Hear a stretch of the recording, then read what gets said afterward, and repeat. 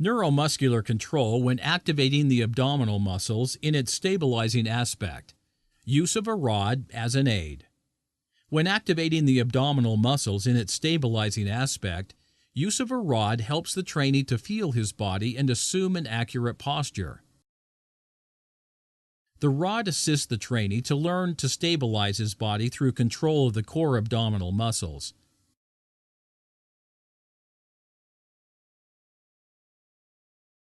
Mode of using the rod. Creating 3 points of contact between the rod and the back. 1. Nape, back of head. 2. Center of the thoracic vertebrae between the shoulder blades. 3. The sacrum. Maintaining these 3 points of contact with the rod represents an optimal posture. The rod helps us maintaining the neutral lumbar lordosis. The pelvis is in neutral state, not tilted anteriorly or posteriorly.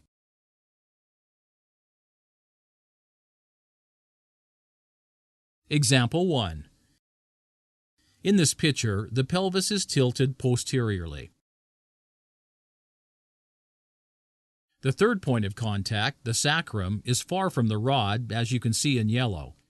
The abdominal muscles are contracted and tilt the pelvis posteriorly.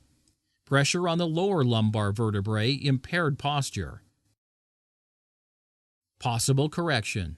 Relaxation of the abdominal contraction until natural lumbar lordosis is attained and the sacrum is in contact with the rod. Example 2. In this example, the connection point of the sacrum is separated due to shortening of the theing exterior muscles.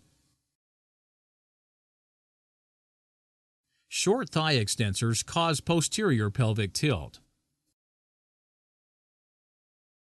This state leaves room for introducing adaptations. A. We will flex our knees. Flexion of the knees will relax the thigh extensors and increased ability for anterior pelvic tilt.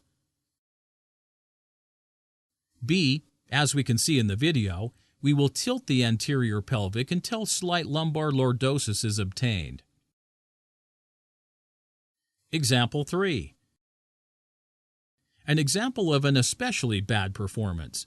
In this position, the trainee is over-contracting the chest muscles at the expense of the stabilizing abdominal muscles.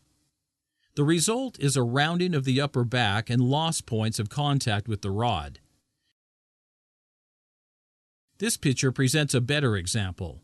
The vertical rod is in contact with the 3 points, and it is possible to simultaneously introduce a horizontal rod into the lumbar lordosis. Introduction of the horizontal rod indicates that the pelvis is in neutral, the stabilizing muscles are working and enable only slight lordosis.